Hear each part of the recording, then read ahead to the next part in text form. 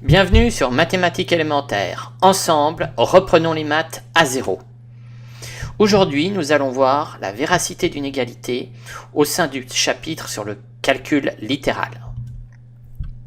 Pour bien comprendre ce chapitre, vous aurez besoin de savoir ce qu'est le symbole d'égalité, le symbole égal, ainsi que d'avoir quelques connaissances en logique et dans les opérations de base.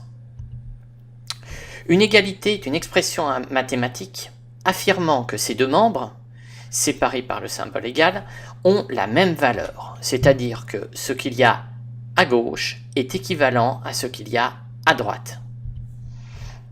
Par exemple, 4a plus 8 égale 5a, 12 plus 8 égale 20 ou 12 fois 2 égale 24.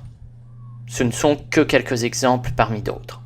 Lorsqu'on étudie la véracité d'une égalité, on ne traite pas chaque membre indépendamment, mais on étudie l'ensemble de l'égalité comme une proposition logique, c'est-à-dire comme une phrase qu'on va exprimer et qui aura deux résultats possibles, vrai ou faux. Par exemple, il pleut aujourd'hui, c'est soit vrai, soit faux. Eh bien là, nous allons voir que 2 plus 2 égale 4 est une proposition logique qui est vraie, car 2 plus 2 égale 4.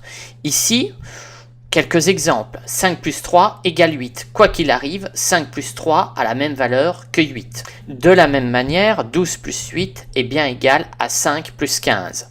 Les deux membres ont une même valeur, 20. 12 plus 8 égale 20, 5 plus 15 égale 20, 12 plus 8 égale 5 plus 15. De la même manière, 12 fois 2 égale 4 fois 6. Dans les deux cas, on obtient un résultat final qui est 24. Mais on peut aussi avoir des égalités qui sont fausses, parce que c'est une proposition logique. Dire « aujourd'hui il pleut », si dehors, par votre fenêtre, vous voyez qu'il fait un grand soleil, la proposition est fausse. Eh bien, en mathématiques, c'est pareil. Dire 9 fois 3 égale 93, 5 plus 9 égale 18 fois 2, ou 10 moins 4 égale 100 plus 2, eh bien, ici, l'égalité présentée sous forme d'une proposition logique est fausse. Dire 10 moins 4 est égal à 10 plus 2, c'est faux. Mais il y a certains cas dans lesquels on ne peut pas savoir si le résultat est faux ou vrai, parce qu'il y a des inconnus.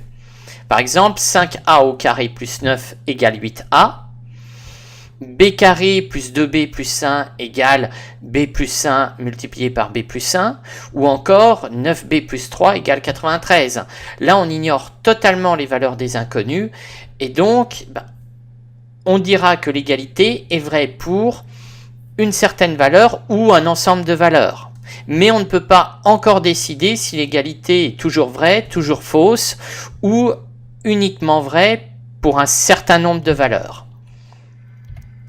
Quand l'égalité n'est vraie que pour quelques valeurs, cette égalité est nommée une équation.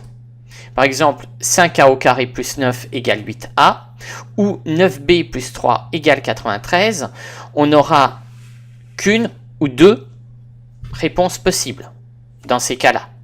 Et donc là, on est bien dans une équation. L'égalité n'est vraie que pour une ou deux valeurs. Par contre, il peut arriver aussi que l'égalité est valable quelle que soit la valeur de l'inconnu. Et cette égalité, eh bien, on la nomme une identité, que l'on reverra plus tard dans les identités remarquables, qui sont des identités bien spécifiques à connaître.